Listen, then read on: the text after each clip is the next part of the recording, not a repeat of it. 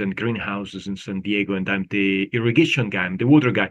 When I was young, I thought that water was poetic. There is some poetry to it. There is some romanticism to it. And so, particularly when we get the drought, which we get it all the time, everybody gets very, engaged and wants to contribute. But then when you meet a guy like myself that starts throwing at you a lot of numbers, it gets pretty unsexy pretty fast. And so that romanticism crumbles apart very fast. So apologies. Today my talk will be about doing a catch can test, but then I said to myself, well, I'm going to throw in some other slides to get everybody on board on how we manage irrigation, both on the landscape, but also in the soil. So the first concept that I want to introduce, just to make sure that everybody's on board, and I'm sure some of you guys will get bored, but maybe somebody else will learn, is the concept of depth. The concept of depth. Why do we talk about water volume, and why do we talk about water depth? Well, we express rains in inches because it rains everywhere. And the same thing is with evapotranspiration. It evapotranspires from everywhere. So if I leave overnight my pool in my garden, as you all know, I live in this big villa with a really big pool, and the pool is empty, and I also leave my coffee mug on the table, and overnight 1 inch of rains overnight. Both my pool and my mug will have 1 inch of rain. So the depth will be the same, but the volume, of course, in the pool will be a lot larger than in the mug. So expressing things in terms of depth is a way to cancel out the effect of surface. If you think about an acre of land with 1 inch of water on it, imagine this big slab of water, this big slab of water that has the area of 1 acre and 1 inch of depth. That corresponds to 27,000 gallons. And the way I remember it, I think about these 14 water trucks. And so that's how I remember that is about 27,000 gallons of water. And that's what we call an acre inch, not acre slash inch, is an acre inch. So it's an area of an acre multiplied by 1 inch of depth. And we use this system, this concept quite a bit. We also talk about acre feet, not acre slash feet, acre foot multiplied, and that's 300,000 gallons. And so implying this concept, you can say things like, oh, in San Diego we get about 15 or 20 inches of rain. Or you can say, well, 1 acre of almonds in the Central Valley requires 50 inches of water. Like, how many gallons is that? Well, it depends on how many acres you have, right? So you can multiply by these inches by the acres and figure out the volume, right? But again, we use depth, so we cancel out the effect of surface. So I hope that I have everybody either convinced or completely asleep by now. And now I want to talk about the soil. When we irrigate, we use the soil as a storage for water, as you may expect. The soil is a porous material. It's like a sponge. So we use the capacity of the soil for water to contain some water that our plants can use. But it turns out that different soils have different capacities, and the simplest way to express it, in my opinion, is in percentage. And even if you don't know what soil you have, I went on the NRCS soil survey and I zoomed into Riverside. Maybe somebody knows where I'm at here, but you can see that you can look up the soil map or of wherever you are, and they will tell you the different kind of soils that you have, and they will tell you can look up the water holding capacity, and they will give you a percentage. And as you can see, it will be very variable. We go from 17% in this case for a Chino silt loam. I don't know the soil, but it has 17% of water holding capacity, which is about the highest that you can find, down to a Grangeville fine sand that has only 8%. And so these are some typical values from the book. You can go as low as 6% and you can go as high as 18%. So that's the range. But this concept allows you to say, well, okay, my roots are 3 inch deep because maybe it's just is alone, or 6 inches deep, or maybe I have shrubs, so maybe I have 1 foot of soil, or maybe I have trees, I have 3 feet of soil. Whatever is your depth, you can use these percentages to turn it into inch per foot. So then you can think, well, okay, each foot of my soil can hold a quarter of an inch of water, or can hold a tenth of an inch of water. It turns out that of that tank of water that we have, we don't use all of it. Imagine that you're driving on the highway, and as soon as your gas tank hits 50%, you stop to get gas at the gas station. That's what we do. That's what we do irrigation. We don't use all the tank. And so here is this is a concept that we call MAD. I don't want to get too much into it, but that depth of water per depth of soil halves or even more than that, depending on how much you want to use. So if you go through this exercise, and you can talk to me about that, or to somebody that manages irrigation, including Amir, and then you will decide, well, okay, I have for my foot of soil that my roots can use, I have a fifth of an inch. I have a fifth of an inch. So the capacity of my soil that I can use to hold water is a fifth of an inch. So every time I irrigate for a fifth of an inch, right? I replenish that part of my tank. Now, our plants make use of that water. How much do they use? Well, nobody knows, but a good way to estimate it is by using evapotranspiration. Somebody said in the chat earlier that we have a system called CIMIS, California Irrigation Management Information Service or system. It's run by DWR, and you can go online for free and you can download data. And that's what I did last night. And I said, well, I have some data for Escondido. That's where I'm from. Let's get some data from Riverside because this is a UCR workshop. And then I said, well, but this is for all Southern California. Let's get some data also from somebody up north. So I said, let's take Long Beach.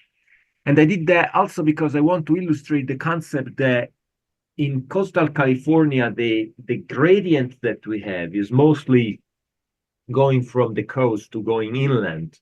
And so you can see it very clearly from this data. This is weekly evapotranspiration. And you can see that, of course, we get less evapotranspiration close to the coast, a little more as we go inland, and a lot more as you go a lot more inland. But I want you to be familiar with this data. I want you to think, well, okay, I'm more or less my conditions are more or less similar to Escondido, so I should think that I get about half inch per week during winter, about 1 inch per week during spring and summer, and up to 2 inch per week in the middle of summer. And so based on this data, this tells you how much your water use, right? So we said we have this tank, we have this tank, and this is how much water your plant uses. Now you can use straight data from ET if you have a lawn, but if you have other kind of plants in your garden, you probably want to decrease that data from reference ET from CIMIS by using WUCOL's data or other data that Amir said that he has some better data so maybe you can use his. But there is ways to calculate a more precise use of how much your plants will use. So let's say that CIMMYS tells you that you have 1 inch per week. Say that you look up WUCOLS, you have moderate plant users. So now we're at 50%. So now we have 1/2 inch per week. And let's say that we said that our plants, that our soil can hold 1/10 of an inch per week. So that will tell us we have to irrigate 5 times per week, and that's why typically people irrigate every day. The last piece of the puzzle is how long should I run my irrigation system? And that's connected to a concept called application rate. You should be familiar on how many inches per hour your irrigation system, whether it's a drip irrigation system or whether it's a sprinkler system, apply, how many inches it applies in 1 hour. And I'm not going to force you through all this math, otherwise I will bore you to tears, but guys like myself are available. So if you want to figure this out, give us a call. We do it all the time. We'll figure it out for you. And the idea is that you need to take some volume in time, which we call flow rate, and that you can look it up from your emitters or from your sprinklers, and you have to divide by the area because you're spreading this volume of water in time by an area. And if you do that, going through some unit conversions, you will end up with a depth in time, that will help you to calculate how long you need to run your drip irrigation system or how long you need to run your sprinkler system. And if you scan this code, I have a video online, and I made an Excel spreadsheet where you can punch in some number about the spacing of your sprinklers and the nozzle flow rate of your sprinklers, and it will automatically calculates the application rate for you. So again, to sum up, the application rate of your irrigation system will help you to calculate how much time you need to run it to apply that quantity of water, the depth of water that replenishes your soil. And then by using information about evapotranspiration from CIMMYS and from WUCOLS, you will know how fast your plants use that water that is stored in your soil, and therefore you can calculate how often you need to irrigate to replenish it again. So I hope this was more or less clear. Can you provide YouTube QR code? Did not open. Please email me. I'll send you the link. Try again, but I'll send you the link. I'll give you my phone number and my email at the end. So if anything is missing, please email me. And also call me or email me with questions if I've confused you. Pressure also plays a role. When you buy emitters, they tell you, oh, this is 1 gallon per hour emitter. Oh, this is a 2 gallons per hour emitter, but it's called nominal flow rate because it's measured at 10 psi. If you put the emitters at 15 psi, they will put more flow rate. If you put them at 6 psi, they will put less flow rate, unless they're pressure compensating. And this one happened to be. Pressure compensating means that they put out the same flow rate regardless of differences in pressure. So we recommend that you use those. And you can also measure your flow rate out there, but I don't recommend to do it this way, because if you put a big bottle, you raise your irrigation line, and that difference in elevation affects pressure. And so you will measure a different flow rate that you would get when the line is actually on the ground. You can also measure your pressure. There's a lot of tools. You can call me. I also have a video that teaches you how to make all these gadgets and how to install Schrader valves in irrigation lines. So you can go there with a gauge, the same that you use to measure pressure in the tires of your car, and measure pressure in the irrigation system. Or you can also buy these cheap, that I do not recommend, but they're very popular because they're cheap and easy, gauges that you connect directly to your to your 3/4 inch garden hose. And finally, we get to the catch can tests, everybody's favorite. You can do it with a lot of different containers. I've done it in a lot of different systems and crops and ornamentals, etc. You're asking yourself the question, how big must be my container in sprinkler system to be representative of what my plant sees? And so the size of the container matters. And for now, I leave it at that. In the systems I work with, that we have plants in pots, we are a lot more limited. It's a lot more important having high distribution uniformity than somebody that grows in the soil like these lettuces, because think about that. Maybe if more water falls next to this lettuce than here, maybe the soil has some capacity to move that water that we call hydraulic conductivity.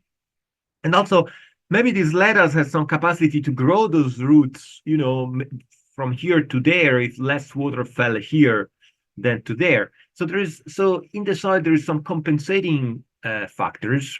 But when we are in containers like we are, that really doesn't happen, right? The soil doesn't move water from a container to another, and the roots cannot grow there. Distribution uniformity is what you will calculate with your catch can tests, and I'll tell you in a minute how. But distribution uniformity is a number, is an indicator, and it goes from 0 in theory up to 1.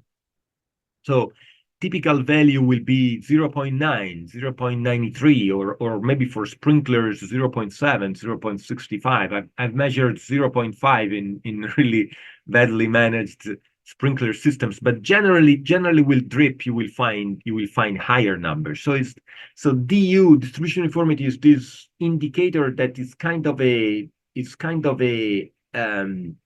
evaluation of a performance of your irrigation system. It tells you how uniformly it distributes water. And there are many ways. Mankind has produced a lot of different ways of measuring data dispersions, including those that we studied during our completely hated statistics class that we took in college, so standard deviation and variance. But in irrigation, we like to use low quarter DU low quarter, and I like it because it's really simple to calculate. So how do you use this distribution uniformity? Well, you use it to increase your irrigation application by a quantity that is meant to make up for imperfect DU. So the worse is your distribution uniformity, the smaller is that number, the more water you will have to apply. And here I said, okay, if you had a perfect world that you have a DU equals 1, that on Earth it doesn't happen. It doesn't happen. Maybe the Lord, in the Garden of Eden designed an irrigation system with a distribution uniformity of 1. And so in that case, if you need to apply 1 inch of water, you divide by 1, you still apply 1 inch of water. But if you have a drip system, you need to apply 1 inch of water, your DU is 0.9, now you're applying 11% more. And in a sprinkler system, your DU is 0.75, you're applying 33% more.